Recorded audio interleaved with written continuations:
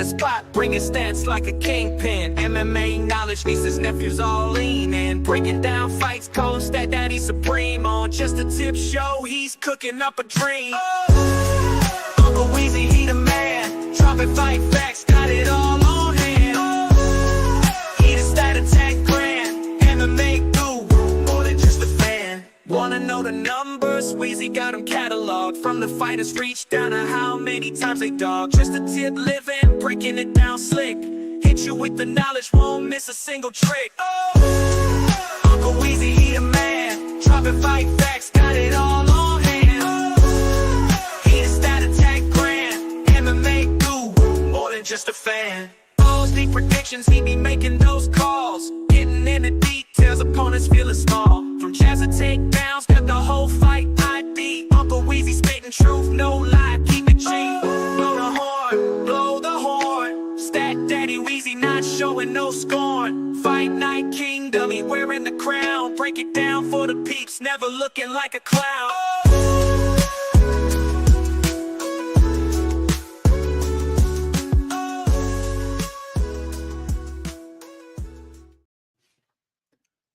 Oh, yes. What's going on, everybody? It is Friday afternoon. We had the weigh-ins at like 4 o'clock in the morning, my time, for London here, UFC London, which is going to be headlined by Leon Edwards and Sean Brady. Everybody made weight. We've got all 13 fights ready to go, and I'm ready to break down these fights for you guys and let you know what I'm thinking in terms of who's going to win these fights, let you know which way I'm going with some bets. I'm going to give you guys Uncle Weezy's ass shaving of the week. I'm going to give you the Bootsy Collins Memorial Dogs or Parkin pick of the week. We're going to give you a Greasy 4-leg parlay that's got some meat on the bone. And maybe I'll even give you out this week's Take This Job and Shove It parlay, which is only available on my show Probability, which I do for my Odds Shopper members. If you want to support my work, link is in the description of the video of my Odds Shopper page. If you click there and sign up, you'll get 20% off of your first month's membership with code NEW20 at checkout. And I'm looking to have another big week this week. You know, we're on a roll right now. We're on a little bit of a winning streak. Looking to keep that going for UFC London. We're going to get a card here in the United States that's going to start a little bit early. And I always like those kind of cards because then, you know, you can go out at night. You could do whatever you want to do later on that night. But it's good to get the fights out during the day and make some money during the day and then go out and enjoy the winnings, hopefully, is what the plan is for this week. So what I'm going to do for you guys is take you through a full card breakdown here. Then we're going to give you the dog pick of the week, the ass shaving of the week, and then the Greasy 4-leg parlay. And then I'm going to talk to the chat and see what you guys are up to. Let me share my screen with you guys.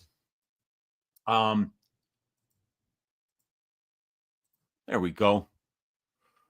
Last week, up 7.74 units. We had 3 money line bets. Chidi Njokuani was the dog of the week. He cashed at plus 175. Ryan Spann was another underdog play that I made at plus 150. That did not cash. Sam Hughes and Stephanie Luciano. I had Sam Hughes at plus 205 for 1 unit. That cashed. Called the Andre Lima by submission. Got it at plus 900 for a quarter unit. That cashed. Had Njokuani to win by decision. He did not win by decision. He wound up finishing Elias Zaleski dos Santos. So I lost a half unit there. Damon Blackshear to win inside the distance. Blackshear was Uncle Weezy's ass shaving of the week, and he got the job done inside the distance by submission. Had another half unit on Ryan Spann to win by decision at plus 800. That did not hit, obviously. And the probability parlay hit. Over 4.5 rounds in the main event. Sam Hughes plus 3.5 points handicap, and Damon Blackshear to win 1 unit at plus 164. Up 7.74 units there. The week before that, we were up 5.78 units. The week before that, we were down 3.5. The week before that, we were up 0.5. And the week before that, we were up 11.77. So we're definitely trending in the right direction here, and got a nice little upward trend going here in the graphs. So looking to add to that this week. And in order to do that, we had to break down all the fights for this week. So let's do exactly that. I'm going to take you through fight by fight here. And we're just going to go through one by one, and I'll give you a quick little breakdown for each fight. Very first fight that we're going to talk about today, Kutateladze versus Fernandes.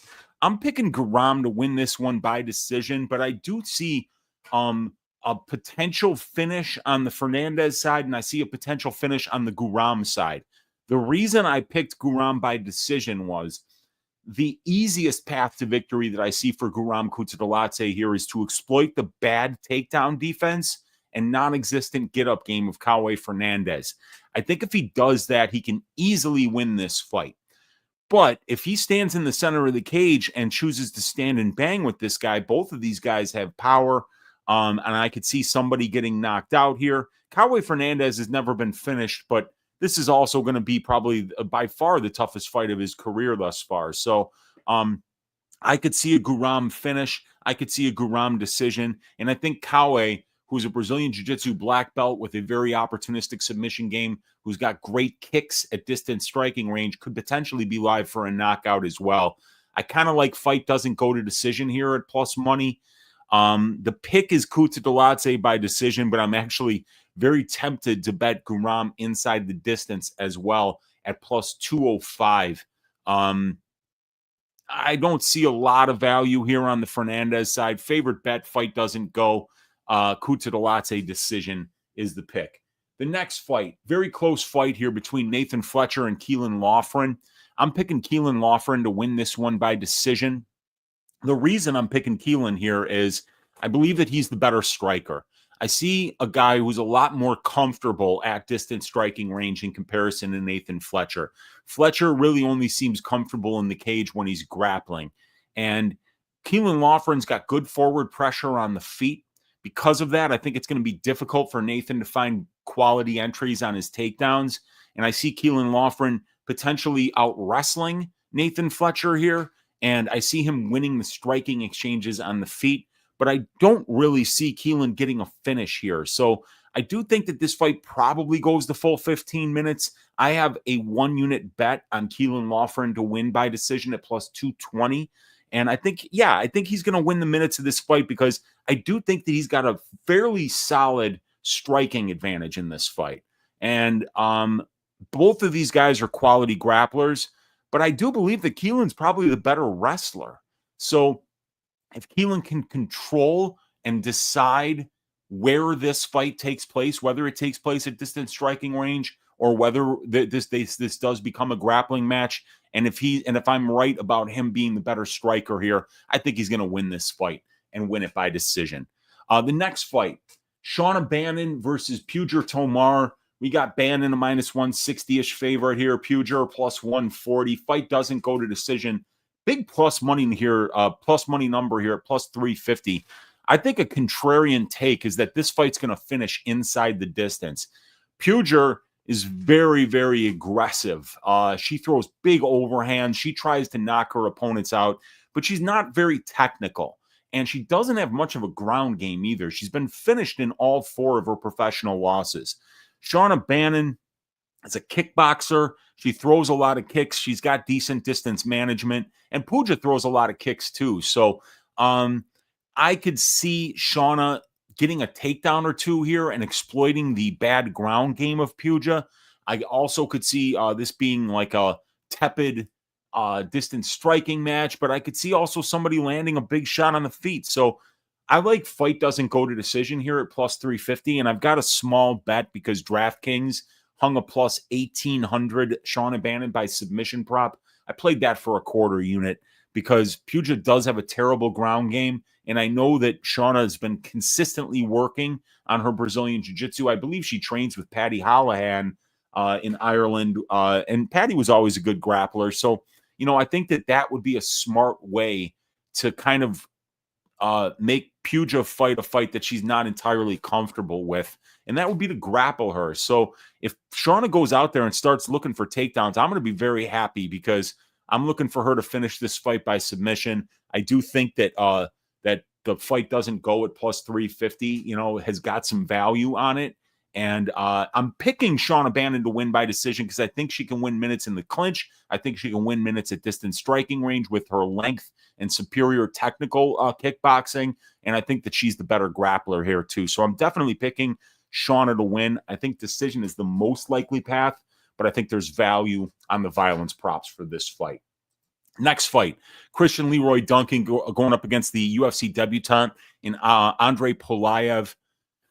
I got Duncan KO round 3 here. I think Pulyaev is actually all right. You know, I'm interested to see how he performs.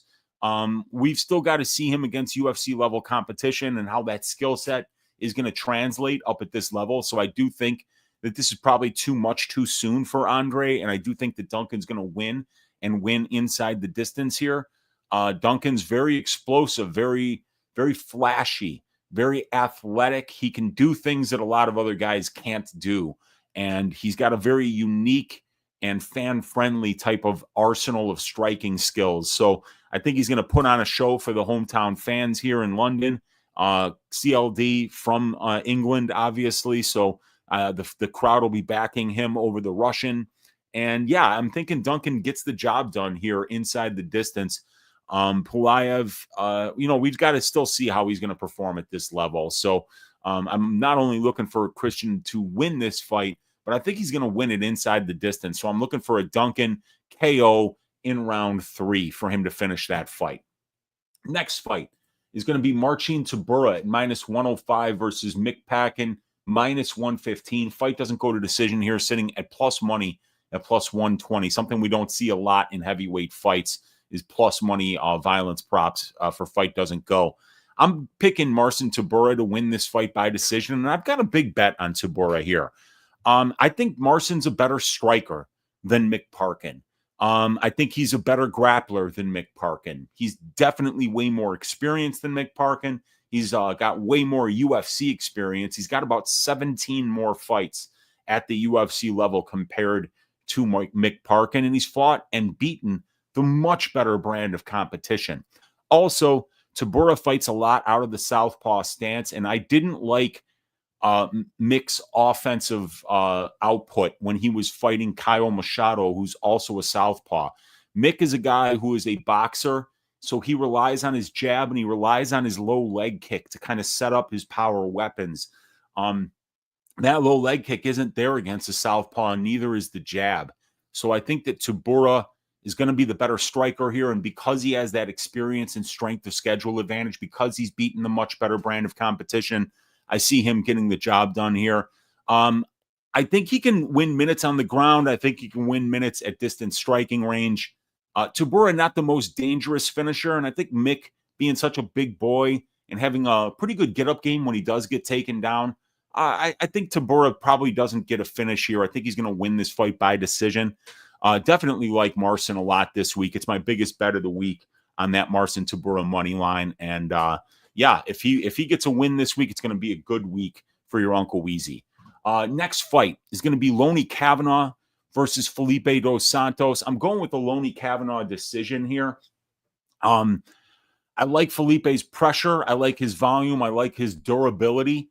What I don't like about him is the fact that he can be taken down and held down, that he will give up minutes off of his back looking for submissions. And Felipe dos Santos has a style that's very similar to Alex da Silva, somebody that Loney fought on the regional scene. That's a good regional scene prospect out of Germany. And Loney was getting sick of the pressure. He was getting sick of getting walked down. The guy wasn't getting tired. He was throwing a ton of output.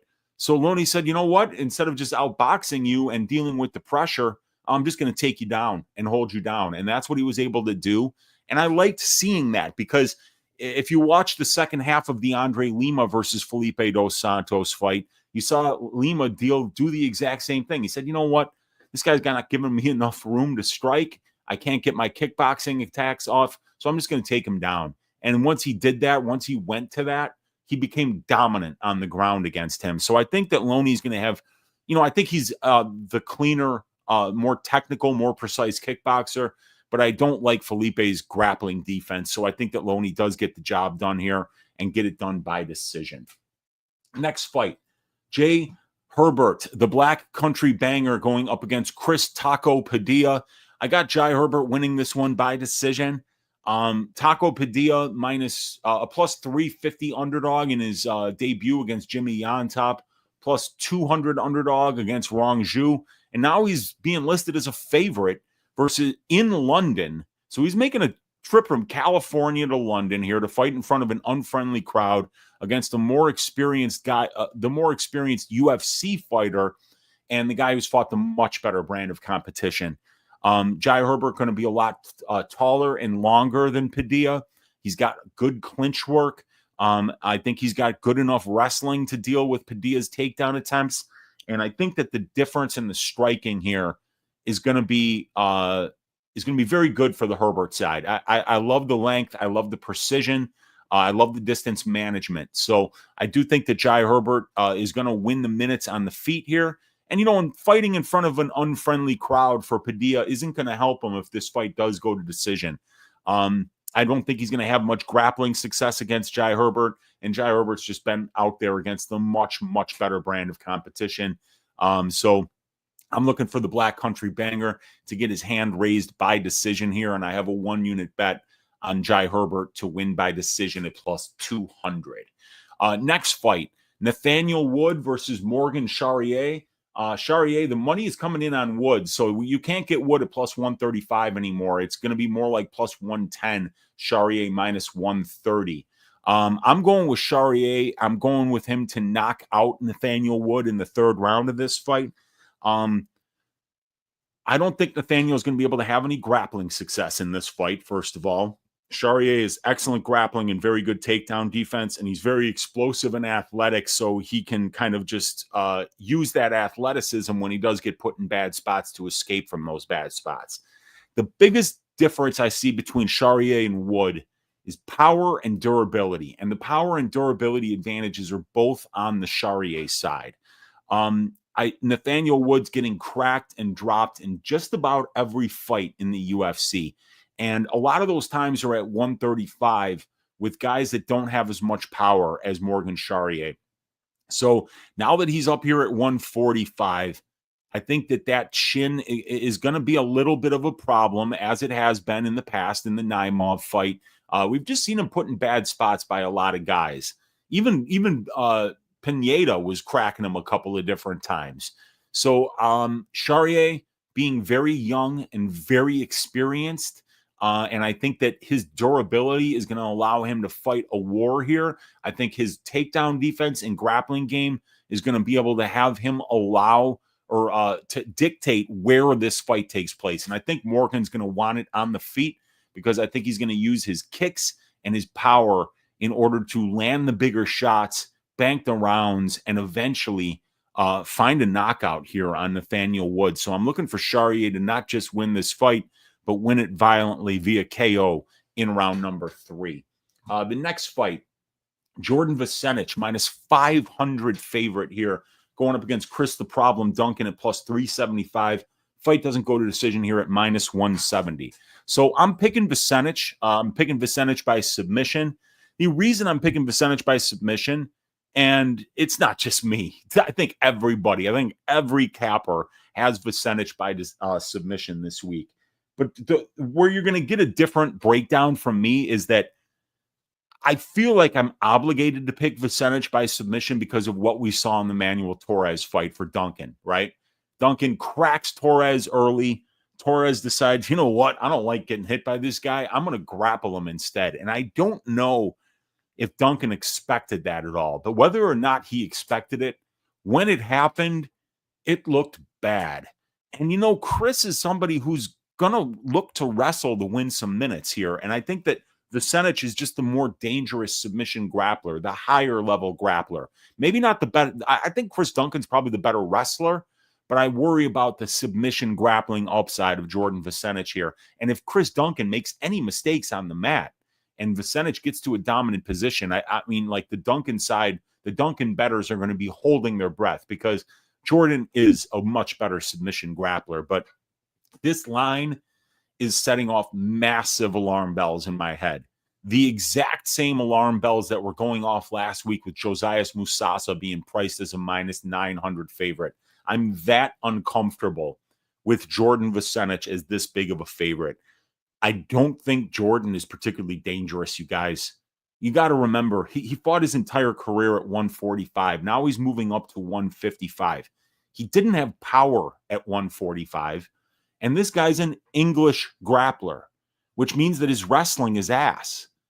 If you don't have really good wrestling and you are primarily a grappler, you're not going to fucking perform well at the UFC level, plain and simple. You know, this guy has been on the European regional scene, wrestling and grappling against other Europeans, not Russians, Europeans. The term Eurotrash grappling exists for a reason.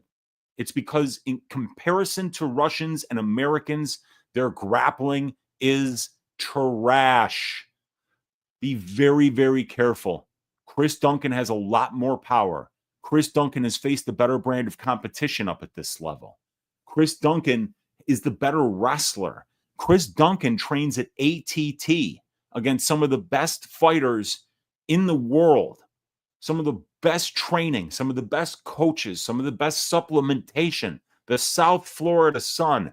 All of that stuff is on Chris Duncan's side here. So I think he's going to keep this fight close.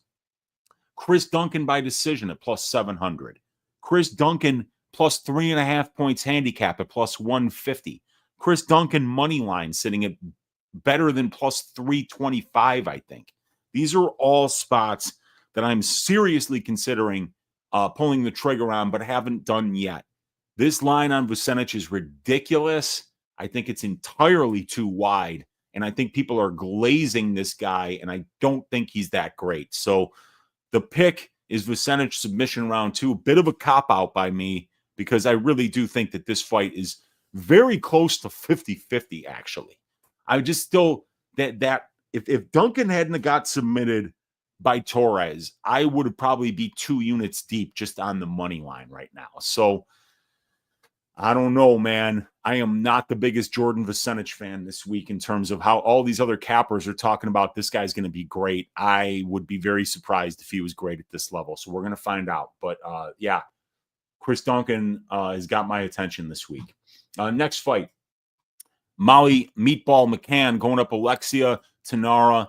I've got Thainara winning a decision here. You know, Molly's not great against grapplers, you know, and they tried to give her Estela Nunez. Nunez couldn't get a visa to make it to London. And now Molly signed on to fight Thainara, and it's a bad fight for her. You know, Estela Nunez has no ground game. So, you know, that would have allowed Molly the opportunity to actually be the better grappler. And when Molly's the better grappler, she wins fights, you know, because she has very good striking. She's not the better grappler here. That's the problem. Thainara is a big straw weight. She's young. She's a very good wrestler, and she's got very opportunistic Brazilian jiu-jitsu, good back takes, good chokes, and very physical on the mat. So Alexia, I'm picking her to win. I'm picking her to win by decision, but I'm not condoning laying the juice or betting on her here. There are so many things that could go wrong when you're making your UFC debut in London against Molly McCann on short notice. You've got the long flight. You've got the potential nerves and adrenaline dump that goes along with making your UFC debut.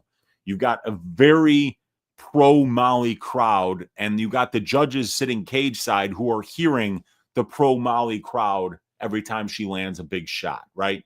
And Alexia seems like the type of girl that thrives on this kind of pressure. She looks like she has that swag. She looks like that she has that confidence. If I didn't see that in her, I would be picking Molly McCann. I would be betting her, and I would probably be playing her at least a unit at plus 170. But I'm going to stay away from this one. I'm going to just use it as an opportunity to learn more about Thainara. I'm impressed by her. I am. She looks confident. She looks like she's got a lot of charisma. She looks like she's going to be somebody that the fans are going to enjoy watching and enjoy getting behind. So I'm going with Thainara, going with her to win by decision here. But I think Molly is very live at plus 170. And if you said I had to make a bet on this fight, I could see it going so many different ways. But the one bet that I would make if I had to make a bet would be 1 unit Molly McCann money line, because I just think that even from what I've seen on tape from Thainara leads me to believe that she is the better grappler here, that she's going to beat Molly McCann with her wrestling and her grappling. But my God, having to do it in London on short notice, it's such a big ask that I'm just going to be staying away from this fight. The next fight that we're going to talk about, Gunnar Nelson versus Kevin Holland. I'm going with Kevin Holland here. Gunnar Nelson has fought since the year 2019 ended. Gunnar Nelson has fought twice. That's over 5 years that have passed. 2020, 2021, 2022, 23, 24, and then now this is the third month of 25, and he's fought twice in that time. And he fought guys that, in Takashi Sato and Brian Barberena. I mean, if you could find easier fights for Gunnar Nelson, I suggest you go ahead and try, because there is no chance in hell you're finding easier fights for Gunnar Nelson. So I think that this is going to be Kevin Holland. I think Gunnar's going to have an extremely difficult time closing distance in this fight. I think that he's going to have a hard time taking down somebody as tall and long as Kevin Holland. And I think that every time he tries to close distance, he's going to have a problem, because I think that this fight's going to play out a lot like Chiesa versus Holland did. I think that Gunnar is just going to find out that, he was big enough to fight Sato. He was big enough to fight Barberena, Barberena, who's a 155er probably, who's fighting up at middleweight now for some reason. This is going to be Kevin Holland here. I like him here. 19 fights since the year 2019 ended for Kevin Holland, and Gunnar's fought twice. So activity is very important. Kevin fighting at 170 shows that he's taking it seriously, and I would much rather bet Kevin Holland at 170 than I would at 185. I've made money fading him at 185, and I've made money backing him at 170. But this is going to be a good matchup for him. I don't see Gunnar having a lot of grappling success here, and even if he does get to a dominant position, I think Kevin's going to be able to survive right out the round and land the bigger shots on the feet and win this fight. So I'm going with Kevin Holland by second round knockout. The next fight, Jan Blachowicz versus Carlos Ulberg. Ulberg around a minus 300 favorite here. I'm going with an Ulberg decision. I cannot back Jan Blachowicz at 42 years of age, coming off serious neck surgery like 3 years ago, and now coming off of double shoulder surgery. If it were another older guy that with limited mobility, I would say, okay, maybe Jan can get this done. Jan has no wrestling upside here, guys. He's not gonna wrestle Carlos Ulberg. This guy never wrestles. He's a very good wrestler, but there's something about some of these fighters at 205 that they're terrified to wrestle in the cage because they're so afraid of getting tired. And Jan is somebody that, really kind of fights at a very deliberate pace. And Ulberg is going to be just so much faster than him, so much smoother than him, so much better footwork. He's going to glide around the cage while Jan's going to be plotting, trying to cut off the cage. And I think Ulberg's just going to dance around and make him look silly at range. And I almost think that this is an easier fight for Ulberg than the Ozdemir fight, because Ozdemir still's got something left in the tank. Ozdemir can still move. Ozdemir has similar type of power to Blachowicz, and even Ozdemir's got a decent ground game. He'll mix in the wrestling just sparingly like Jan does, but I don't think Jan has any wrestling upside here. And if he doesn't have wrestling upside, then the way that I have to look at this fight is that Ulberg's the better minute winner. So while it's absolutely live that Ulberg could absolutely finish this guy, because Jan might be showing up for a check. So because I don't know, like there's a lot of red flags when a 42-year-old shows up for a fight, at this level. 42 years of age is very old. Even for this division, it's old, but Glover became champion at 205 at 42. But I don't think he was coming off of neck surgeries and double shoulder surgeries, So I'm going with Ulberg. I'm going with Ulberg by decision, but I would not be surprised at all if Ulberg just slept him early in the fight either. So there's a lot of different ways I can see this going, and the lack of information about how Jan is going to show up and what's in his heart right now is leading me to just stay away from betting this fight. Main event of the evening, Leon Edwards versus Sean Brady. I like the over here. I'm going to go with Sean Brady by decision. Early in the week, I really thought I was going to send it on Brady and put all the units on him. Now I actually kind of think that Leon Edwards is the side when you're looking at the money lines. Leon performed a lot better against Bilal Muhammad than I remembered.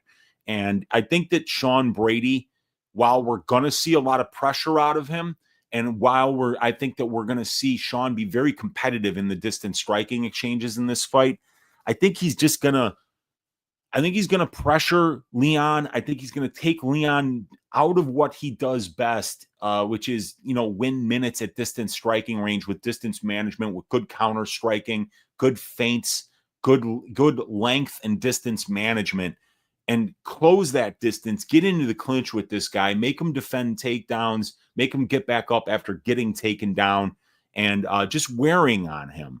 I think it's going to be an ugly fight, and I think both guys are going to have success in the grappling exchanges. So while I'm picking Sean Brady to win this one by decision, if you said that I had to make a bet on this fight, I would bet the over.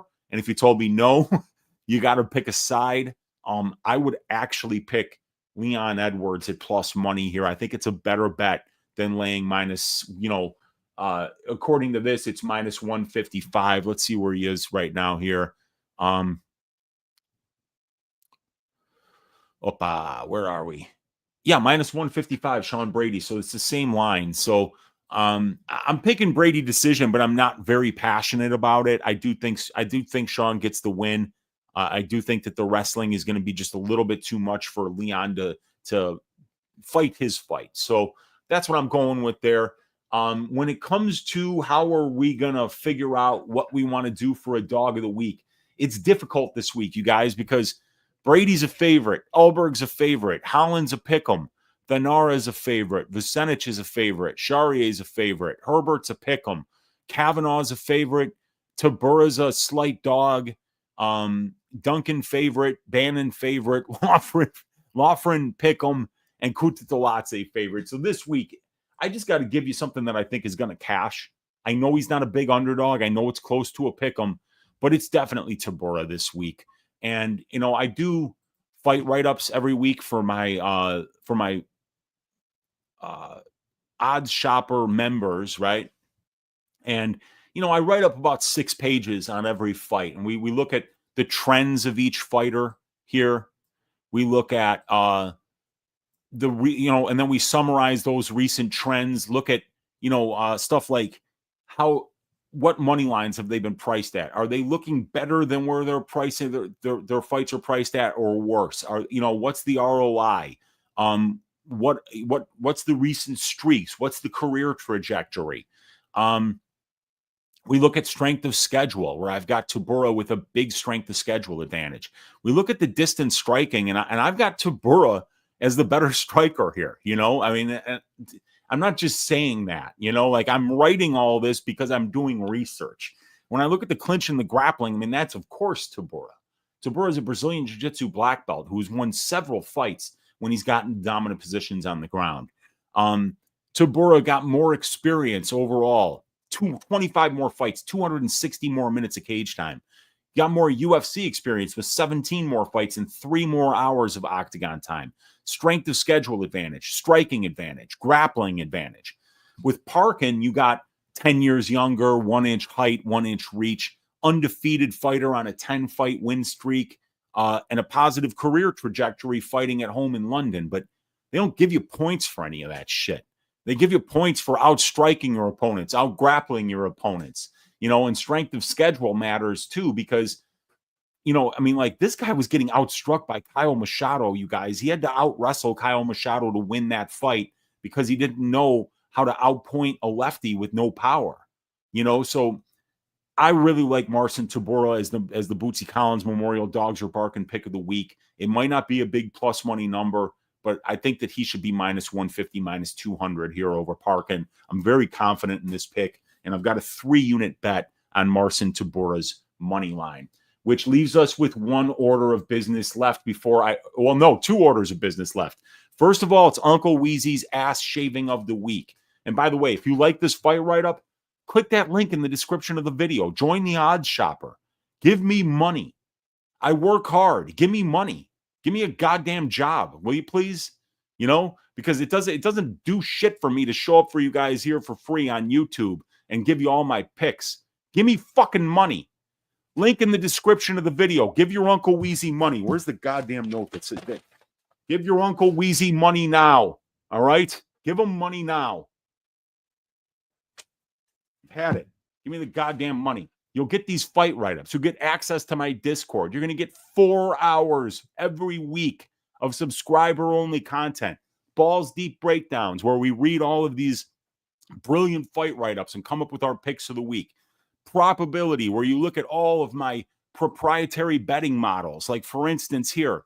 Like, you wouldn't know this because you're not giving your Uncle Weezy money. But if you gave your Uncle Weezy money, you'd look at this over 4.5 bet on my over-under betting model, and you'd see that Leon Edwards has been over 4.5 rounds in 7 of his 8 UFC fights that have been scheduled for 5 rounds. Sean Brady, 1 of 1. 89% of these guys combined 5-round UFC fights have went over 4.5 rounds, and we're only paying 67% on the money line, and this thing is only overpriced 11% according to the divisional benchmark. So these are the kind of bets that you're going to find if you were to join the Odds Shopper probability stats and content package for only $25 a month. And I'll even give you $5 off your first month membership. So join me there. But Uncle Weezy's ass shaving of the week is somebody that we need to win and win violently. And so who's going to do it, and who's going to do it at an affordable price, because that's what it really comes down to. And of course, we're looking for affordability, and we're looking for a power and a durability differential. If we're looking for somebody whose finish-only prop is sitting around minus 200, so the market knows that Charriere is a lot more durable, that he has a lot more power, I'm going with Morgan Charriere to shave the ass of Nathaniel Wood. I've got a 1-unit bet on Morgan Charriere to win inside the distance at plus 300. And I've also got Morgan Charriere in a parlay in this week's probability parlay. So I like his money line this week at minus 130. I think that he is going to be landing the bigger shots. And I think that him just having a moment in one of these rounds will be enough to at least bank a judge's decision. But I think if he hurts Nathaniel Wood, I think he's going to finish him. So I'm looking for an ass-shaving Charriere to shave the ass of Nathaniel Wood. That's what we got going here. And so now let's give you a greasy 4-leg parlay here. Let's get all that off the screen. And we're going to start with leg number 1. It's going to be the Christian Leroy Duncan, Andre Pulyaev fight doesn't go to decision. That is minus 235. I think that Christian's going to get a finish here. I think he's minus 500 for a reason. I think Pulyaev having potential adrenaline dump and nerves, it could potentially get him finished. And even Christian didn't look great on the scale. He looked a little bit drawn out. He had to get the box of shame in order to make weight. So potentially we could see Pulyaev land something big here to finish this fight. I was going to do Christian Leroy Duncan inside the distance, but it's sitting at like minus 200. So I'd rather just pay up a little bit more and cover the slipping on a banana peel or whatever here. So leg number 1 is going to be fight doesn't go to decision for Leroy Duncan and Pulyaev at minus 235. Leg number 2 is going to be your Bootsy Collins Memorial Dogs Are Barking pick of the week, because Marcin Tybura's money line is plus money And that's incredible value, you guys. And now Tybura is at plus 120, I'll have you know. I've got in a Tybura at minus 105 on the money line. With him sitting here at plus 120, let me tell you something. This is important. Getting reverse CLV'd on a money line bet can be a very good thing if you think that these fighters are going to go to decision, because as the Tybura line gets less and less steam and a bunch of more people are coming in on Parkin here, this tells you that Vegas now needs Marcin Tybura to win this fight, because there's a lot more money coming in on the Parkin side, which means a lot more liability for Vegas if Parkin wins this fight. A lot of time, I mean, we know that this is a corrupt sport. We know that these judges that are sitting cage side, that they don't know how to judge fights. They're there because they do what Vegas tells them to do. How do you fix a market? You make sure only a certain amount of people are allowed to judge how that market, whether those events happen or not. And this is a fight that I do think is going to decision. This is a fight that the market thinks is going to decision. And now Parkin taking all this steam is going to lead the judges to side with Tybura, because the judges tend to side with what Vegas needs. So Marcin Tybura at plus 120 now brings this parlay up to plus 213. Leg number 3, Uncle Weezy's ass shaving of the week. We're getting an even better price here, which I like again, and that is going to be Morgan Charriere at minus 135. The money line, I like it a lot here for this fight. Like I say, damage reigns supreme in these fights. Morgan Charriere hits harder, and he's a lot more durable. And I think he's got better long-range weapons because he utilizes a lot more kicks. So I'm going to go with Morgan Charriere to win this fight.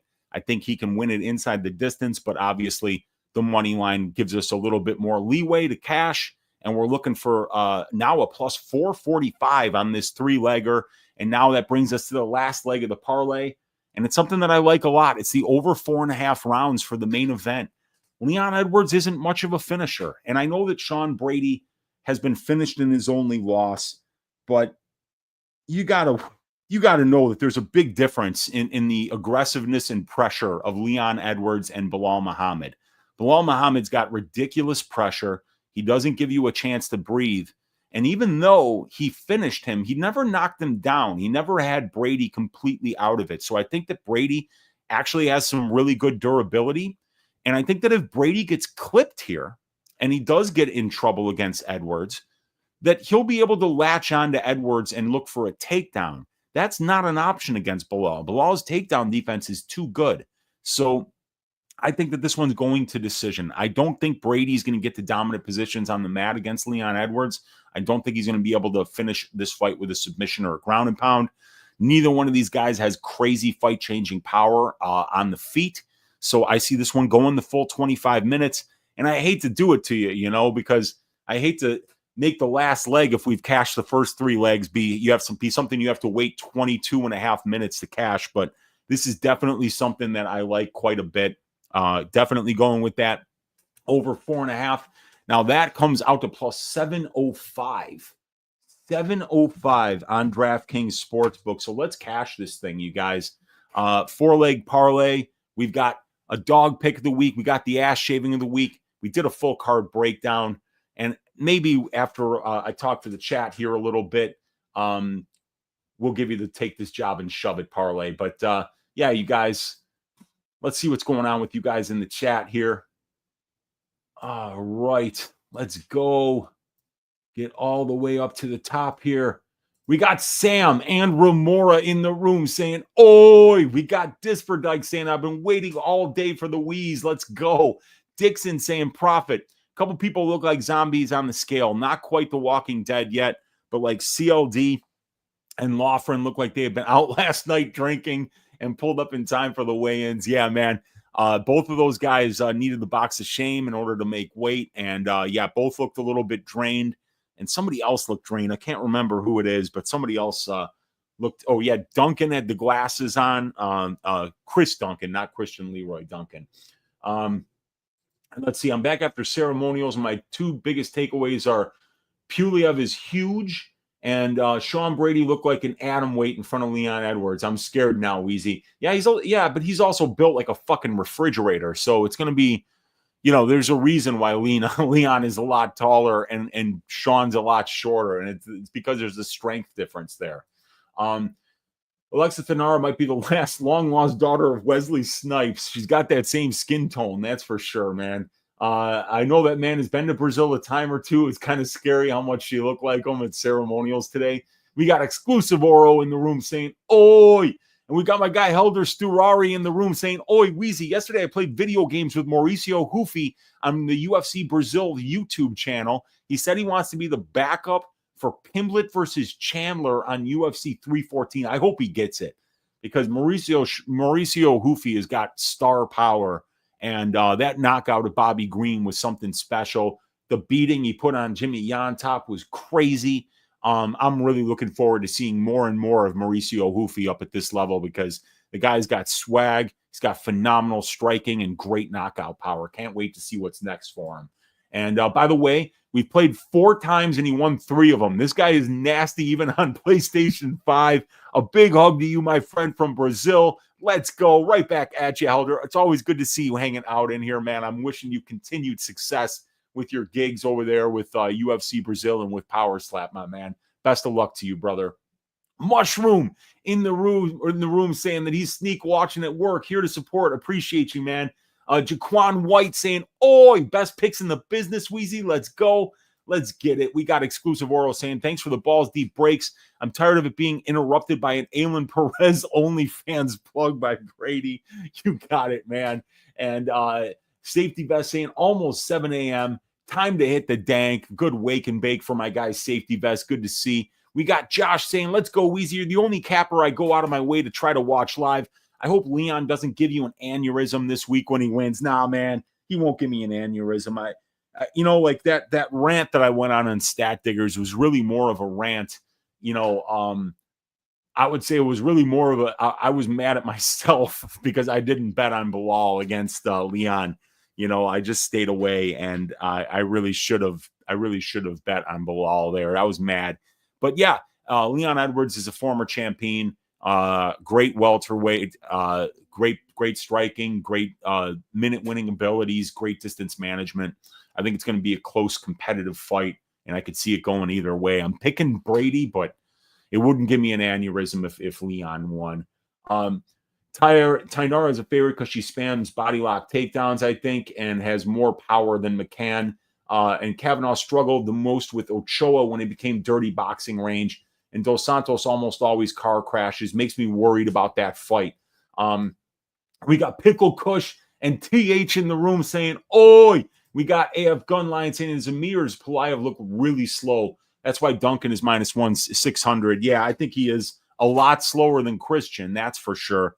We'll see how he looks, dude. I think that Pulyaev is kind of getting a little bit underrated here, but I still think that Christian Leroy Duncan's going to be a tough test for him. Paku in the room saying, oi! We got Pancho Chavez saying, let's go, Unc. We got Tristan in the room saying, hope you're doing well, Weezy. All is well, man. We got Eddie saying, let's go. We got Mark saying, it's nearly time, Weezy. Molly Meatball fight day. Let's get it. Ulberg circles a lot and throws check hooks. That's all he does, really. Blachowicz is defensively sound. It can definitely take Ulberg down. And the way better previous competition, just saying, yeah, Blachowicz has got a big strength of schedule advantage. Most former champions do, but he's 42 years old at this point. So we're going to see, man. We got Shashwat in the room saying, what's up, Uncle Weezy? We got Bullish Bear saying, sup, dogs? What's up, dude? We got my guy Brady, DFS by the numbers in the room saying, oi, yes. We got Thal saying, sup, Unc. We got Real Sports Bet Pick saying, easy money. We got Tristan saying, Garam been training with the Tybura brothers. They're Georgian. We got my guy Luke is in the room saying, what's up, Unc? Good to see you hanging out in here, Luke. We got AWMD saying, let's go, Uncle. We got Shady saying, rooting for you, Weezy, every Saturday. Appreciate you, Shady. Always love interacting with you on Twitter, my man. We got Remdog saying, oi, Weezy, job bless. Right back at you, my man. We got Money Punch saying, yo, Weezy, man, come on, let's go. We got Jacob saying Andre looked a lot taller. He's 2 inches taller than Christian. But you know what I noticed? I noticed that there was that big difference, but I think Christian took his shoes off and Pulyaev had shoes on. So I think that made a difference in terms of how much taller Pulyaev looked. We got Money Punch saying Duncan's style will make the UK fans go crazy. We got Joker saying hello, Uncle. And he's saying that Jan Blachowicz is the lock of the week. Greetings from Poland. What's up, Joker? We got Gerardo saying, what's up, Uncle Weezy? We got, no, bro, Ulberg's going to kill Jan. Yeah, we'll have to see, man. Money Punch saying 42-year-old Jan is done. We will find out. We will find out tomorrow. We got Televised Lies saying, I like your Loughran and Tybura by decision. Yeah, I like those too. And if you like that, you're going to love my take this job and shove it parlay, my man. Age is just a number, bro. Yeah, God, tell that to my 94-year-old Aunt Mary. Did Ulberg kill Ozdemir? No, he did not. No, he did not.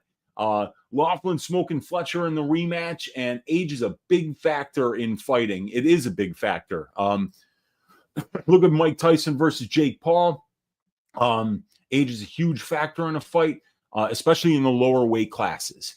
Wrong again. Fletcher will win. We got Money Punch saying most great fighters retire when or before they turn 40. We got Jan got dreams of being a 2-time champ, a 42-year-old body with a layoff on 2 shoulder surgeries is hard to back. Yeah, like almost 20 months away from the cage. We got Cannonier just brutalized RoboCop at 42 years old. Yeah, but he almost got finished in the first round of that fight, you know, so very close to being finished. And then he was able to kind of come through that, weather the storm, and then get the late finish against a guy who's much less experienced in 5-round fights. And black don't crack. You know, this is a 42-year-old Polish guy, not a 42-year-old black guy. Remember that. Black don't crack. 41. Facts, but did you watch the fight? Then we got Josh saying Padilla gets his ass shaved in every fight before pulling stuff out of his ass. He's an opportunistic finisher, which is another way of saying he's pulling shit out of his ass, right? But he's an opportunistic finisher. You can lose, but if you're patient and you know the strikes that you're looking to set up that can change the trajectory of the fight, or you're looking how you know you want to enter on your takedowns to advance to a dominant position. If you're planning correctly and you're setting up traps, you know, and you're patient, those finishes will present themselves sometimes. We got Greenbat saying, what's up, Weezy? Normally Chicago house, but it'll be UK garage this weekend. Let's go. We got Achromatic saying Charriere by KO. Let's go. 350 by KO. I bet the inside the distance at plus 300 just to be a little bit safer. Josh saying Wood has the volume. Yes, he definitely has the volume advantage. And I think he's a great pocket boxer. But if he gets in the pocket with Charriere, I just really like the durability advantage on the Charriere side. And I think there's a little bit more power on the Charriere side as well. So because I don't think Wood's going to be able to take him down and hold him down, I think this is going to take place on the feet. And I think Charriere eventually knocks him down. Horace Wolf saying, I watched somebody open a $250 UF Topps finest hobby box only to pull an autographed Kevin Holland card. I'd rather buy Tesla stocks. That's Horace Wolf. Oh, man. And we got Jacob Cole. He's got Wood. Congratulations, man. And we've got the fight of the night. And Gerardo saying, Vucenic inside the distance, minus 110, 3.3 units. That's a big bet, Gerardo. I wish you luck on that. I've got no money on that fight, but I got a feeling that Chris Duncan's going to keep that close. All I'm saying is if top level fighters at this age used to be another 5 years' time, most of the UFC light heavyweights probably beat Jan. Tossy saying Wood wins the prior fight, in my humble opinion. You mean the last fight? Maybe you're talking about the Naimov fight, which was very close and could have went either way. Vucenic by sub is great odds. Yeah, I mean, plus 200-ish for the Vucenic sub, I think is a good odds. It's 50-50. The odds on this fight are insane, says Josh. Jordan decision, says Jacob. If he was great, we'd have seen it by now. Hard to bet a guy who's 0-1 in the UFC against an AT&T. I completely agree, dude. I don't know if I'm going to get to anything on the Duncan side, but it might happen. Mighty Pro saying Jordan is too clean. Duncan has more dog. Agreed on both. Molly is a straight can, says Deshaun. I don't know about that, but she's got a winning UFC record, you know? Tossie saying, what have you seen in Thainara to be backing her? She's fought cans throughout her career. Her record in reality is like 1-1, 2-1. Well, because I see a massive hole in the grappling game of Molly McCann. It's just not good. You know, she's getting taken down. She's getting put in bad positions. And that's what Alexia does. But I'm not backing her with my money. I don't think that this line is right. So I would rather play the McCann money line at plus 170 than back the Nara at minus 200. I agree. I watched some of her film and was not impressed at all.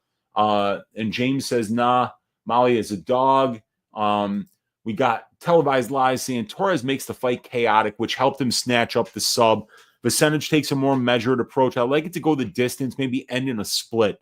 Yeah, if it ends in a split, then that Duncan plus 3.5 points handicap here at plus 165. Wow. It was plus 150 earlier.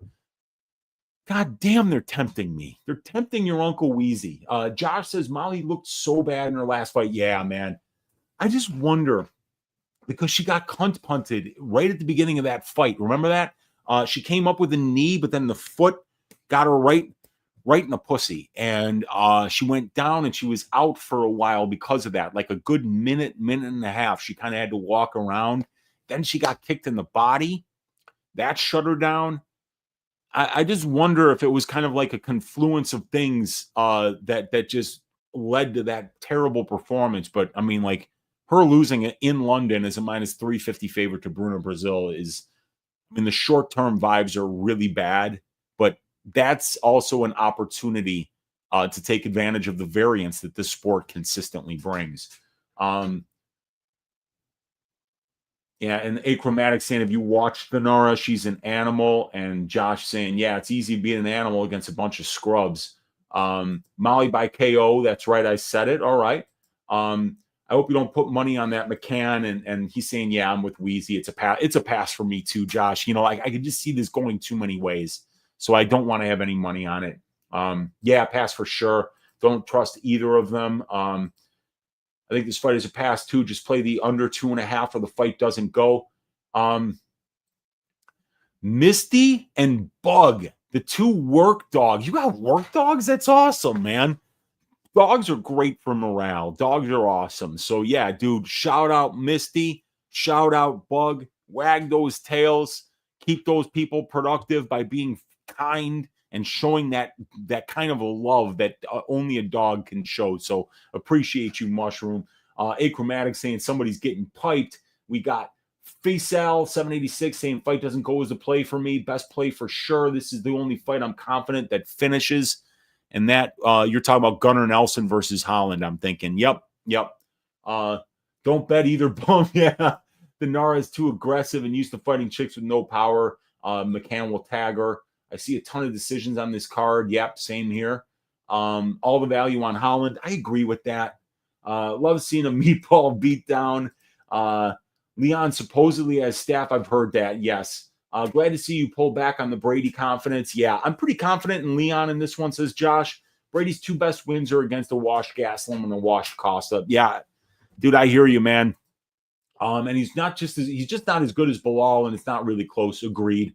My guy Muhammad, I'm odd. Bruce Lee in the room saying, "Oi, what's up, dude?" We got Josh saying Tybura is getting old, my dude. Yeah, he's not old. He's 39 and a heavyweight. It's not old. You know, in the heavyweight weight class, you worry a lot. Heavyweight and 205, you worry a lot less about age, and you worry a lot more about strength of schedule. In my opinion, Josh. AF Gun Lion saying my locks this week are Duncan, Christian Leroy probably, and Charriere because I have to worry about their opponent the least. A slow Pulyaev and a small volume striker in Wood. Yeah. Did you watch weigh-ins Wood is practically the same size as Morgan. That's correct. Let's see. Yeah, Fletcher is bigger than Loughran, but that's not entirely surprising. We got Muhammad saying that he loves to hear it. He's just better, man. I don't disagree with that take. But you got a guy who beat Prime Usman twice against a guy who's beat Best Windsor over the hill Costin and over the hill Gastelum. I hate using MMA math, but it certainly doesn't always math. But on paper, the odds in the main are absolute batshit. Yeah, he's very skilled and true. He beat the better competition, but I think Brady will break him down with volume and pressure. Are they really? Leon looked so trash in the last fight. He should be the dog. He got dog walked. Let's see. Robert saying, Weezy, is there a bigger contradiction nickname than Rocky for a London-based fighter who's not a brawler and not even dangerous? I mean, come on. East Coast Italian from Philly. Yeah, I mean, I think it's the underdog nature, that he was looking for there with when he used the name Rocky. But yeah, man, he's from London. But I mean, Rocky, that's just such a great movie, dude. I loved all the Rocky movies when I was growing up, man. Have you shadow boxing in front of the mirror afterwards. It was always fun, dude. But yeah, Leon Edwards is a brilliant minute winner. He's got a really good, complete MMA skill set. And as a result, he fights in kind of a boring, not fan-friendly style that takes advantages of what he does better than his opponents. So we'll see what he's got for Sean Brady here. Yeah, and dude, give your Uncle Weezy money now, please. I mean, it's a no-brainer. Give me money, man. It's recency bias. People are assuming Brady is the same wrestler Bilal is, and he really isn't. Yeah.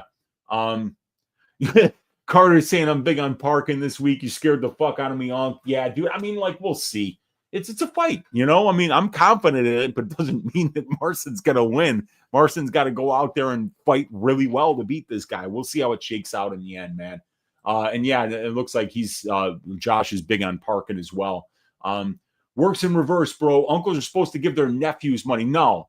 I'm your uncle. Give me, God damn it, give me fucking money. Give your Uncle Weezy money now. You give me money now. Click the link in the fucking description of the video and give me $20. Not even 25, 20. And I'm going to give you a month's worth of content that's going to knock your socks off. All right?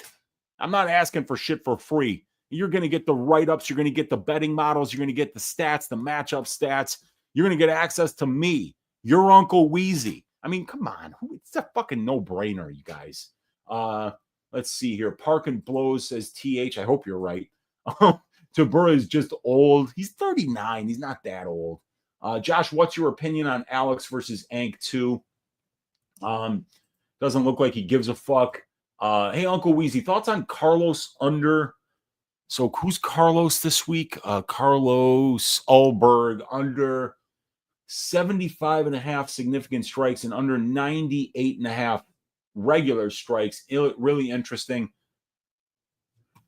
Yeah, so this is one of the things that's great about if you were to sign up for my service here, because you can see that Carlos Ulberg, you can know what he lands in terms of distance striking per minute. And he's landing 6.9 significant strikes per minute at distance.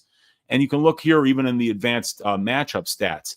You can see here, Carlos landing 6.9, but Jan Blachowicz is only absorbing 3.3. So Jan's striking style tends to slow down the offense of his opponent. So what I like to do is take a weighted average of those two. And you would weight it with 261 minutes of cage time for Blachowicz as compared to 60 for Ulberg. So it's not going to be in the middle. It's going to be much closer to 3.3 than it is to 6.9. So, let's say it's 4.5 significant strikes per minute. At that point, you'd have to have a damn near 20-minute fight in order to cover 75.5 significant strikes. So I like that under. He's not he's a high volume striker when he's fighting guys like Ozdemir and Menafield and Down Bum and Ihor Peterier and Negamarianu. But yeah, I think that under is good. Let's see. Let's hope Aspinall has taught him a thing or two about sleeping Tybura. Let's hope not, actually, Carter. Let's hope not. Genova's saying, you need a Manscaped sponsorship with all these ass shavings you predict. That's true, man. I don't know why look, I said this years ago, Genova. The fuck's wrong with these people? How are you not getting into a cooperative crossover with your Uncle Weezy for the ass shaving of the week if you're Manscaped? I mean, like, their entire marketing department should be fired for not doing business with me and not giving their Uncle Weezy money to sponsor their product. Give your Uncle Weezy money. Why not? You got a problem with giving your Uncle Weezy money? Oh, maybe you hate money. That's what it is. Maybe you just hate money. I don't know. I can't. It's a layup, Genova. What are these people thinking? How are they not doing business with me, man? My God. Jan is only allowed one fighter to cover the line against him in a 3-rounder out of 21 UFC fights, and Carlos has only covered that line 3 times in his UFC career. I agree with you, man. First fight was 4-1 Ank. Alex looked like garbage. Tough week to pick an ass shaving. Wood looked good at weigh-ins. Yeah, he did. He did. It is, because I don't want to pick like a minus 600 favorite either. So we got Sultan in the room saying Weezy's back. Give me that tip, Hunk. We got I thought Ank won, just didn't think he looked dominant. Tybura just didn't look like he was there at weigh-ins. I like Leon and Jan as underdogs this week, and I put 500 on a parlay. There you go. Not sold on Tybura. I'm on the other side of Weezy on a ton of these fights, but he's still the best because at least he uses logic, unlike a lot of the other cappers out there. Yeah, man, I have a methodology that I use for every fight that I break down.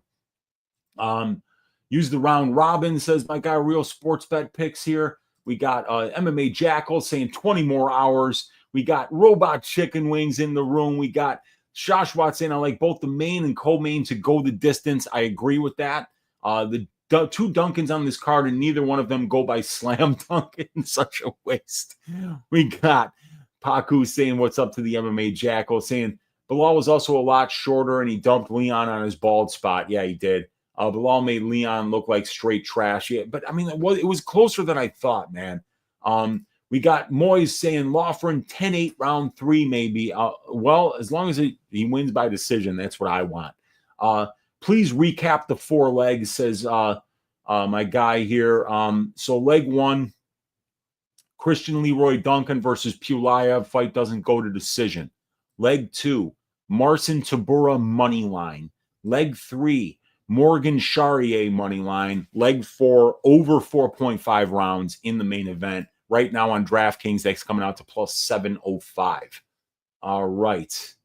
Let's see. My guy MMA Shorts in the room saying appreciate the work. Joining your subscription soon. Please give your Uncle Weezy money. I appreciate you, my man. We got MMA Jackal saying, Tay, I see you, bro. Driving to practice now. Listen to some Uncle Weezy on my way. We got It's Guzzy saying, I thought Morgan Charriere was taller. He's not taller. He's just a little bit thicker, I think. We got Michelangelo in the room saying, Unc, bring in the funk. Let's go, man. We got Paku saying MMA Jackal, let's get it. We got MMA Short saying long shot parlay, so close last week. We hit on the round robin, though. I'm glad you hit on that round robin. That's good because we hit 2 out of 3 on the long shot parlay. Span by decision didn't hit, but cheating money line hit. And what was the other one that we had in there? Cheating money line and whatever it was. 2 out of the 3 legs hit, but the other one didn't. And then, it was Delidze's money line, I believe. And then, or maybe it was Delidze by decision. We got, when are they going to get a damn Chicago card? They'll come to every C-tier city before us. Yeah, Des Moines, Iowa has got a card. And we can't get a fucking card in Chicago, Jeff, even though we've got 2 champions here. Juliana Pena, women's bantamweight champion. Bilal Muhammad, men's welterweight champion. We can't get a fucking fight card in Chicago. It's ridiculous. Let's see. We got Camden saying, hey, yo, Weez, any chance you make it over to Iowa for the fight night? No Chicago card in sight. Yeah, I don't think I can, dude. Because, like, I'm working 7 days a week right now with all of the content that I'm providing for the Odd Shopper people, all of the fight write-ups, all the, like 2 hours plus for Stat Diggers on Sunday night. Between Wednesday and Thursday, I do 4 hours of content that's exclusive for the people who are on the subscription service. I show up on Friday to do free content for you guys. And then I'm writing up, 60 to 80 pages of fight write-ups every week. Like, whenever I leave town, and then come back, I'm 3 days behind on work. And it's like I went to Florida a couple weekends ago. Last weekend, I went 3 weekends ago, I went to Indianapolis to visit my brother. And every time I come back, I wind up just up to my neck in work, and I have to work like 18-hour days for 3 days straight just to catch up. So, I mean, it's like it's so hard for me to get away. I don't think I'm going to be able to make it, man. It's a shame, though, because it's not that bad of a drive. At least you'd be thinking of me. We got Overlord Zero saying, yup. We got give Weezy money now, says my guy Michael. Appreciate you, man. We got It's Guzzy saying any issues with the under on Holland? No issues. I like that under as well. That was actually going to be if I didn't choose Duncan fight doesn't go to decision, it would have been Gunner versus Holland fight doesn't go to decision. We got first wave negativity in the room saying catching my first live stream. Let's go. Oi, what's up, first wave? We got Zero Bobbin saying Molly lost last time. She still be closer lined. BT saying, oi, cheers, governor. Fanciest spot of tea. Not really. I don't like tea. I'm a coffee drinker. So, yeah, definitely not. Ulberg hasn't killed anyone that's kind of killed Menafield. We can talk about Jan's age. He might be slightly slower now, but it's not about the number by your name. It's about how you look, and he doesn't look his age just yet. But he might, live dogs. He might look his age. Remember, you haven't seen him in over a year and a half. So double shoulder surgery. He's had the neck surgery as well. He might look a lot slower. And we don't know because an 18-month layoff when you're in your 20s isn't a big deal. An 18-month layoff in your 30s, yeah, that's a big deal. In your 40s, it's a big red flag. But, you know, I agree with you because the point that he's making here is that Jan Blachowicz's last two fights were against Alex Pereira, the former champion, Magomed Ankalaev, the current champion, and both of those fights were 50-50. So what he's saying is he's fighting at a high level against the best fighters in the division. The question is that same Jan Blachowicz showing up on Saturday to fight Carlos Ulberg? We're going to find out. Paul in the room saying Puja about to be all over Mama B. She's going to be on her like a flannel, and Sean is going to fold like a deck chair. Puja gang, stand up, says Paul. Let's go, man. What? How dare you, dude? How dare you? Come on. Charriere to pipe the wood. Let's go, says my guy Remora. Let's get it, Remora. We got Daily Dig saying, Weezy, do you think Molly's sub is wide? Let's see. Not really. You know, she subbed Diana Belbita, who's been subbed like 5 times as a professional. So I just don't think that that's a big deal that she was able to sub her. But we know that Molly's been working on the Brazilian Jiu-Jitsu. She recently got promoted to brown belt. So, I mean, I think that there's a chance for it, especially because Alexia is probably going to be grappling. And if she gets tired, if she has an adrenaline dump, if any of those things happen, you know, Molly can get a finish, and it might be a submission or a knockout. We got Real Sports Bet Pick saying I got a $95,000 play this weekend. Let's get this money, baby. Dude, if you hit that $95,000 play, then give your Uncle Weezy money if it hits, buddy. That I would really appreciate. You know, give your Uncle Weezy money. And we got my guy Avery in the room saying, "Oi, follow this man. He's giving away free money. He's giving away free money at MMA_very." That the name that you see there, you just put an @ in front of that first big M, and you're going to get Avery's X account. And if you like the tweets that he makes, he gives away money when his parlays hit. So go check him out. Good to see you, Avery. That is the official sponsor for Stat Diggers every Sunday. So for those of you who enjoy Stat Diggers, thank this man right here because he's single-handedly making it happen. I really regret not putting more money on Carlos Ulberg plus 5.5 plus 7.5. Plus 7.5 or minus 7.5 for Ulberg. It's Guzzy saying betting these separately huge odds. Kawe KO, I don't mind that. Fletcher sub, I don't mind that. Pulyaev sub might be a bit of a long, but I'm sure that you're getting like plus 2,000 or 2,500. Charriere KO, I'm betting Charriere inside the distance. Blachowicz decision, that's an interesting look too, man. I don't mind that. It's Guzzy. Pretty sure CLD is going to get the knockout or the decision. He might even get a submission of his own. A lot of people are on CLD sub.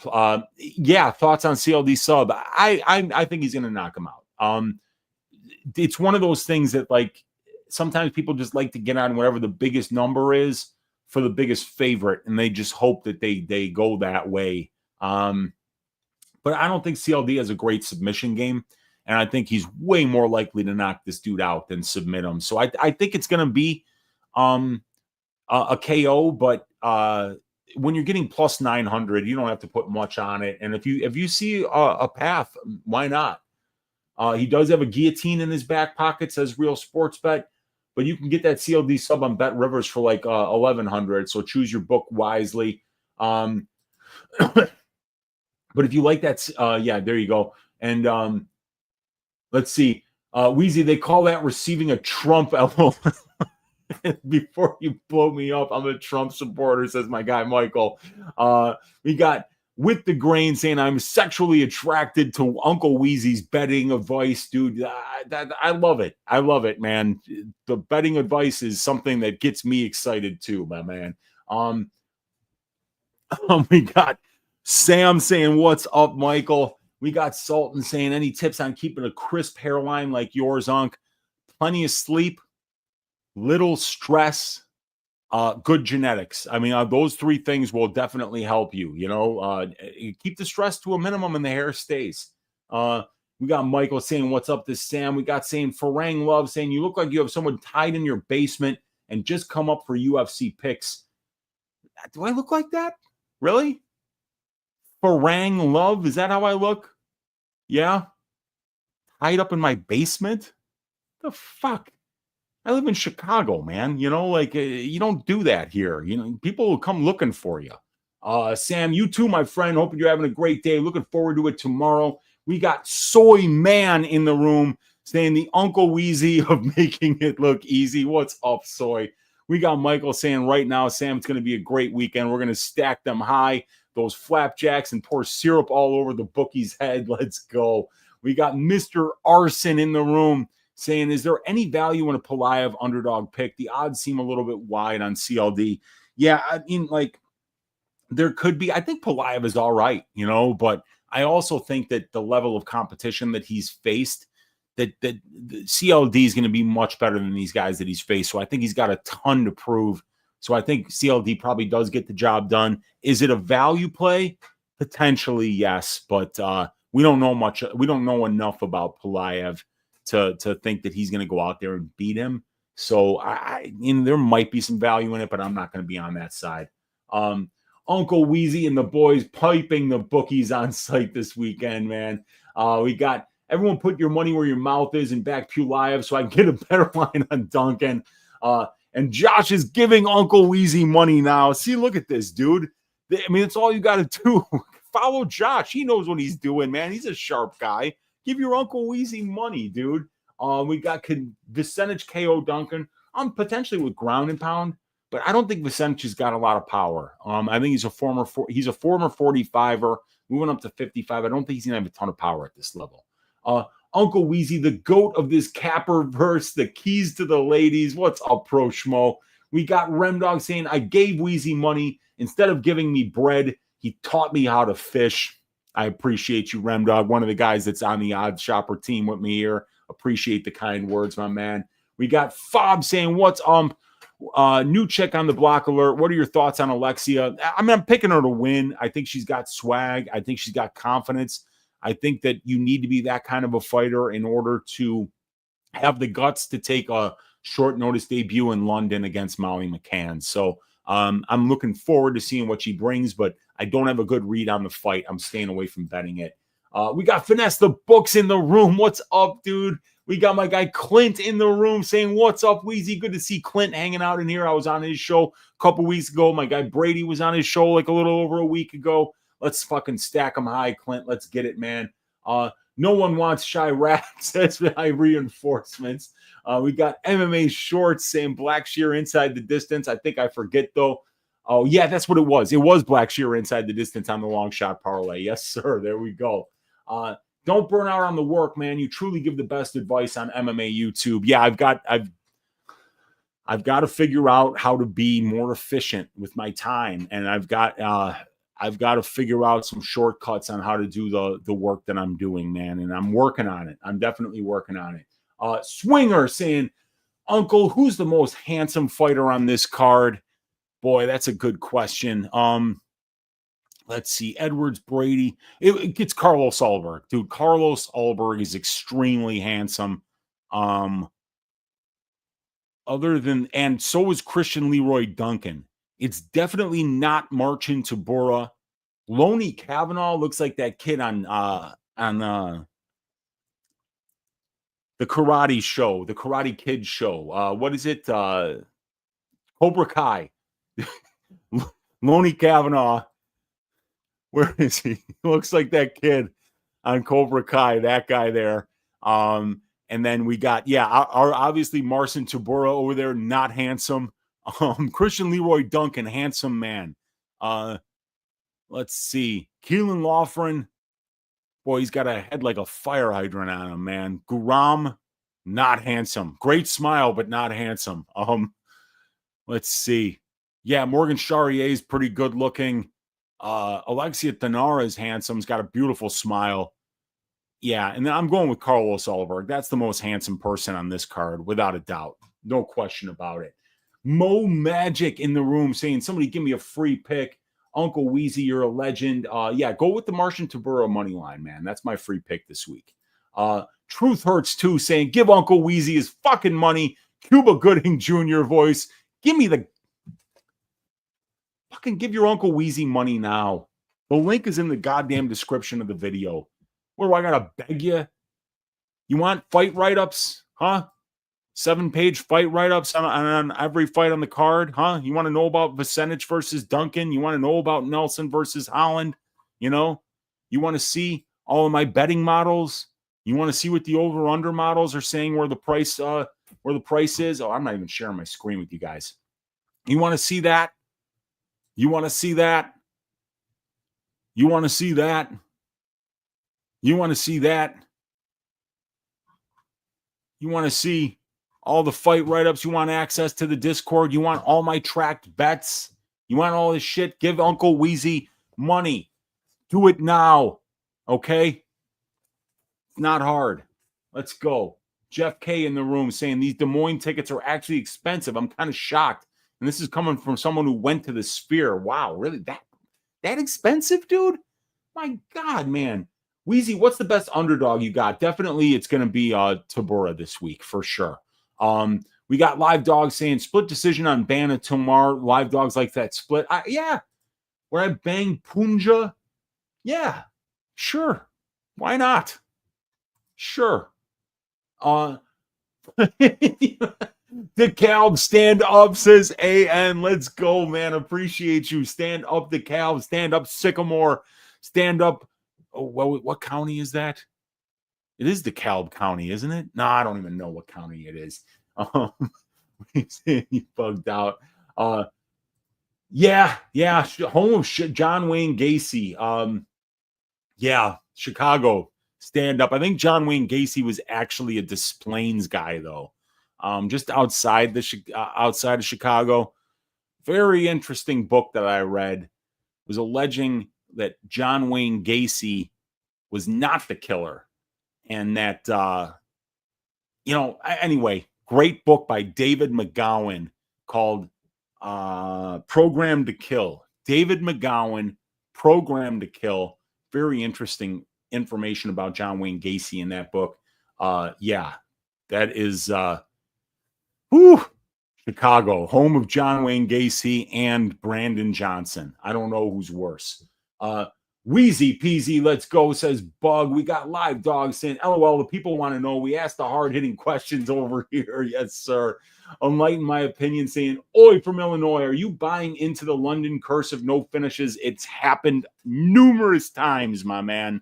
So I'm worried about the finishes, but I am picking finishes. I do have a bet on a finish for Charriere. And I'm also picking that fight doesn't go to decision for Christian Leroy Duncan. So I'm hoping we get finishes in those fights. Yeah, that majestic haircut is handsome, Raj. You're right about that. We got the high owl in the room. Yes, Cobra Kai. That's the one. Yeah.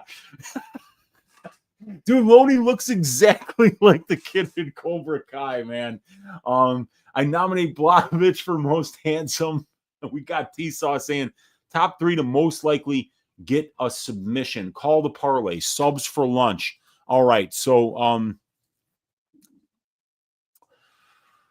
oh God, Vucenic by sub is something that everybody is on. Oh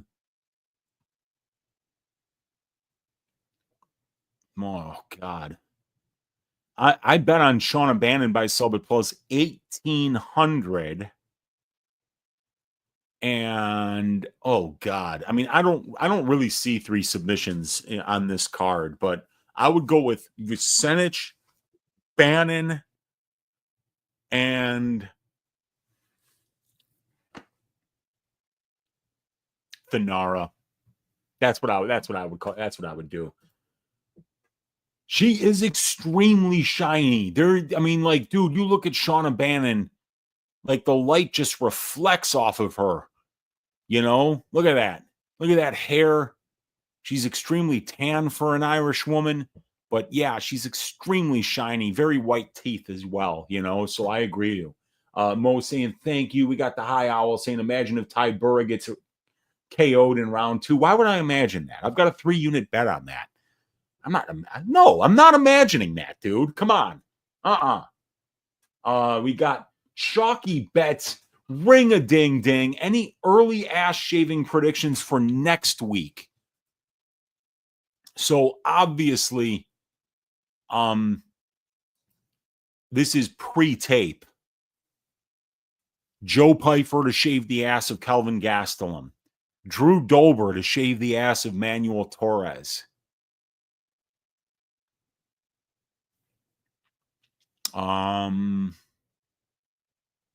Edgar Chairez to shave the ass of Vergara.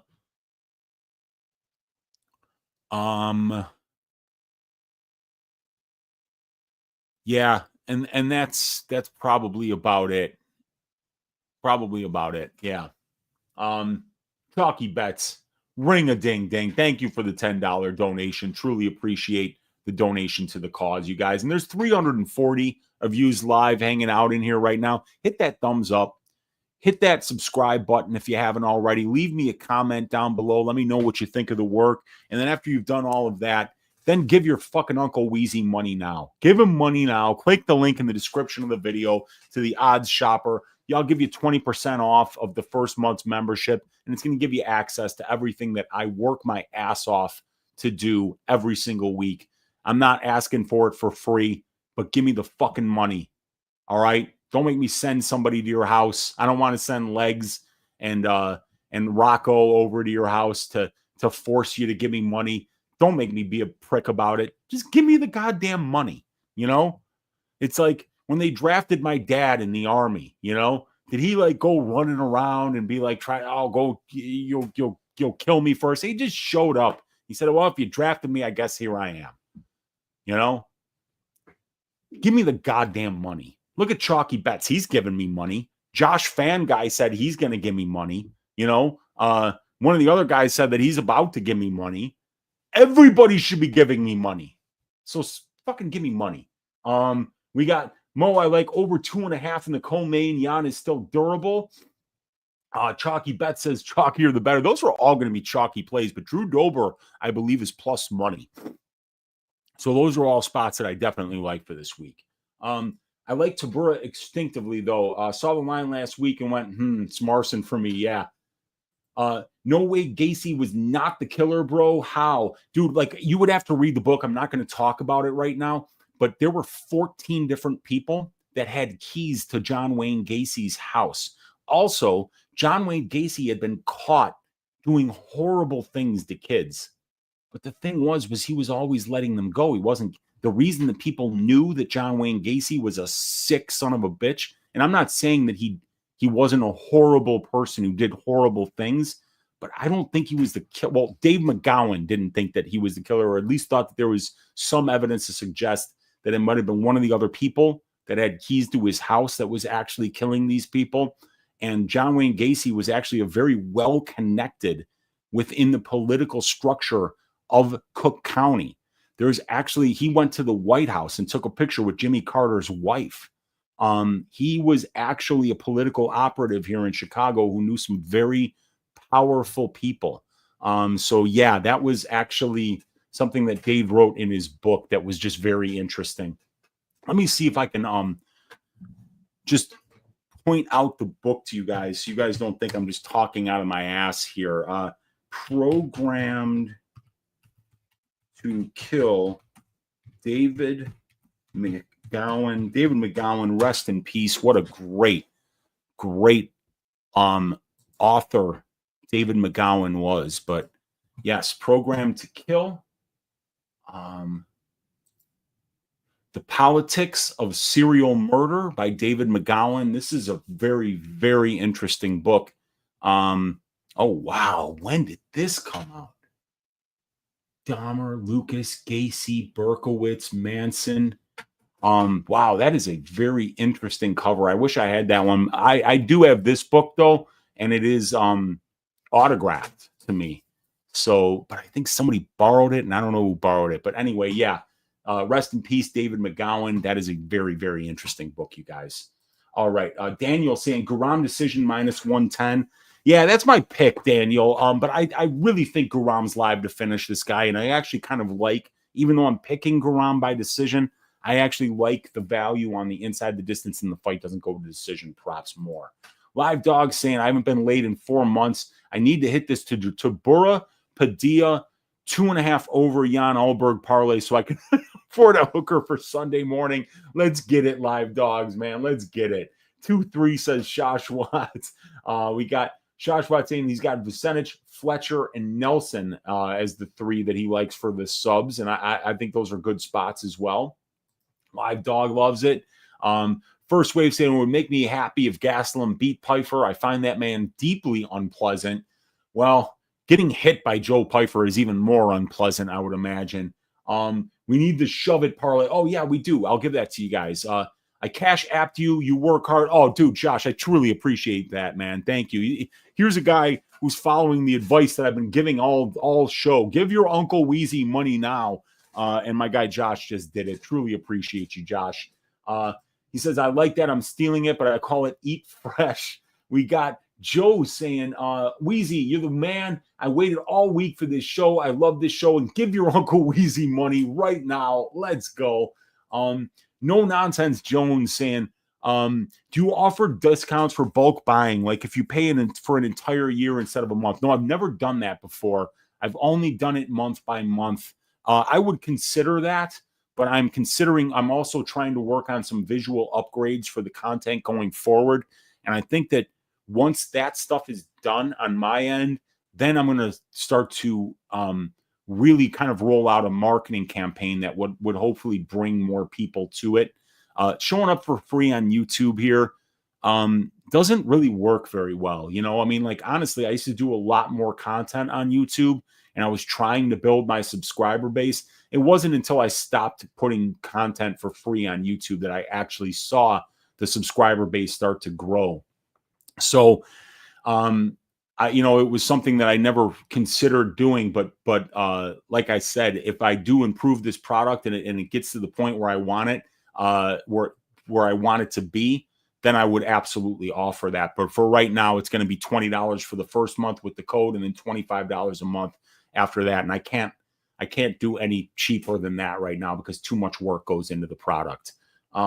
British women are they really? I don't know. I've never been there, but that's a big I don't know, man. I don't know if that's true. Dorito saying, I'm about to give you money, Unc. My uncle and father are enemies for life, so you're my uncle now. Dude, yeah, I'm everybody's favorite uncle out here on MMA Twitter and MMA YouTube, so I appreciate you, Doritos. John was a bad guy. He was a bad clown. And we got watch clown show say the clown. He really was a bad clown, man. I will read that book. Indeed, yes, he was a really well-known man. Apparently, yeah. It's bizarre when you read that book. It is absolutely wild. And then he also wrote another book, David McGowan, which I have, which is called Weird Scenes Inside the Canyon, and it talks about how his hypothesis is that the CIA created the music scene of the late 60s in Southern California. Bizarre, wild book that was just fascinating. And T-Saw saying subs for lunch. Brady, Vucenic, Bannon, 225 to 1. Let's get it, T-Saw.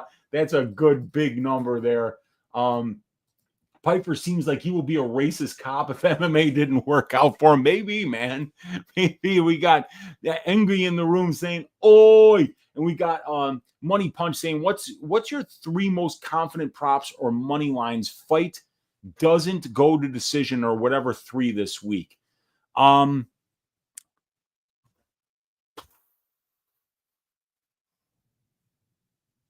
Props or money. Yeah, I mean, Tybura, over 4.5 in the main event, and Charriere money line. So Tybura money line, Charriere money line, over 4.5 rounds in the main event. And that'll leave us with one more thing left to do here. I'm going to give you guys the take this job and shove it parlay. Let me open up my probability notes. Where are they? There they are.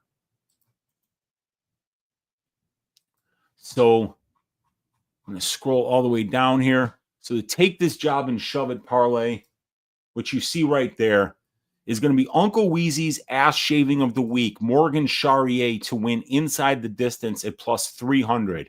It's going to be the Bootsy Collins Memorial Dogs or Barkin pick of the week, Marcin Tybura to win the fight by decision at plus 265. And then Keelan Loughran to win by decision at plus 220, comes out to plus 4,572 on Bet Rivers Sportsbook. I put a quarter unit on that in order to try to win a little bit more than 11 units. We've hit one of these this year on the whatever the Rainier to Ritter versus Kevin Holland card was. We hit a 3-legger on that, which I think was Gilton by knockout, Rainier by submission, and then Grant Dawson by decision. That hit at like 33 to 1. So I'm looking to make this one the second one that hits this year at 45 to 1. And once again, it's Charriere inside the distance, Tybura by decision, and Keelan Loughran by decision. You guys, I got to bounce. We got Money Punch saying thank you. We got Zach saying, Uncle Weezy, is Dos Santos a solid dog? He looked very amped at the face-off. Yeah, I think he can make this close, because he fights with a different style. He brings a lot of pressure, a lot of offense. So he makes it difficult for clean fighters to get a nice, clean fight. He's going to dirty up the fight, muck it up, and he's got the durability, the condition, and the output to do that. So I think he could make this fight a lot closer than what the bookies are saying it's going to be. So, but yeah, you guys, please click that link in the description of the video.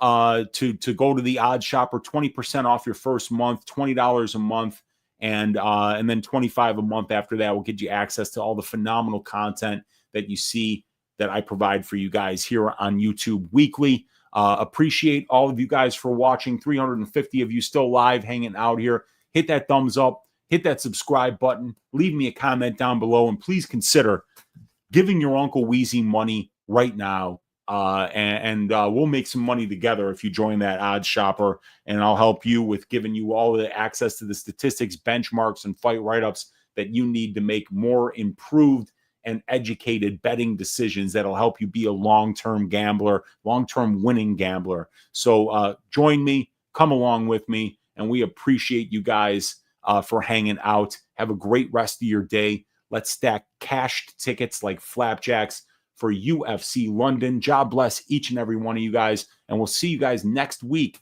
Stat Diggers Sunday night on DFS by the Numbers YouTube channel for UFC Mexico City, which will be coming up next Saturday. So have a great rest of your week, everybody, and we'll see you next week.